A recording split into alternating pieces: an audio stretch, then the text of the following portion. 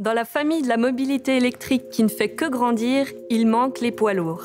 Pourtant, avec leur gros moteur diesel, ils génèrent 1/5 des émissions de CO2 dues au transport routier. Mais peut-on seulement tracter à la seule force du courant 40 tonnes de tôle et de marchandises? Et est-ce écologique? J'ai rencontré Adrian Melliger à Winterthur. Il dirige Futuricom, une boîte dont les camions sont couronnés de records.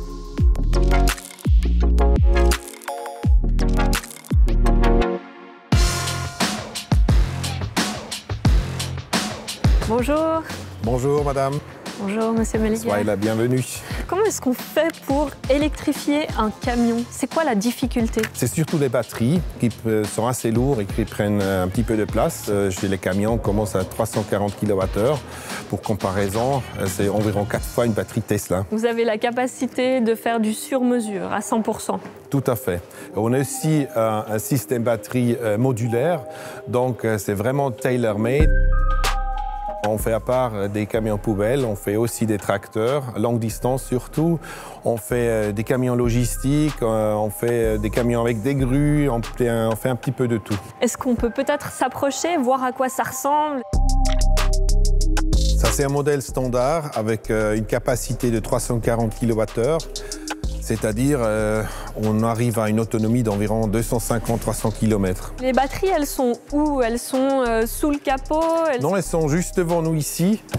Ça, c'est standard, une position standard. Entre les essieux, on a place pour 2 blocs à droite et à gauche du camion. Et puis, là-dessus, on peut accrocher une benne de camion de poubelle. Une remorque standard. Est-ce qu'on peut essayer? Vous Bien pouvez sûr. le démarrer? Allez-y.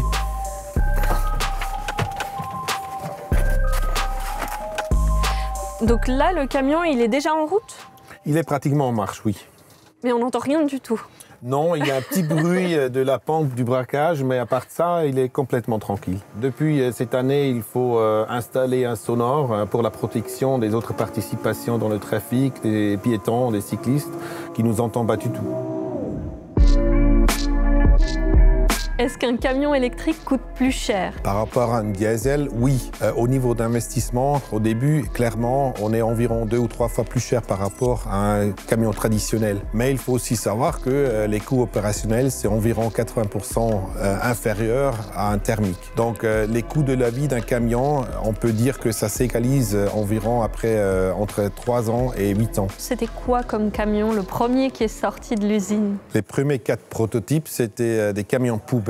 Pourquoi poubelle? Parce que les camions poubelles thermiques ont consommé beaucoup d'essence, beaucoup de diesel et on est beaucoup plus efficace avec une propulsion électrique. Pourquoi c'est intéressant d'avoir des camions de poubelle électriques alors qu'ils parcourent peu de kilomètres finalement? Un camion thermique logistique consomme environ 30 litres par 100 km et un camion poubelle consomme jusqu'à 100 litres par 100 km. Donc il y a cette opération Stop and Go qui est beaucoup demandeur d'énergie. Vous avez été racheté à 60% par le groupe Volvo fin avril. Est-ce que vous avez encore la liberté de créer ou peut-être de travailler avec d'autres constructeurs? Nous sommes vraiment agiles, nous sommes beaucoup plus vite, nous sommes capables de faire des prototypes, de développer des prototypes et c'est là où nous laisse tout à fait notre liberté entièrement. Volvo n'intervient jamais dans la prise de décision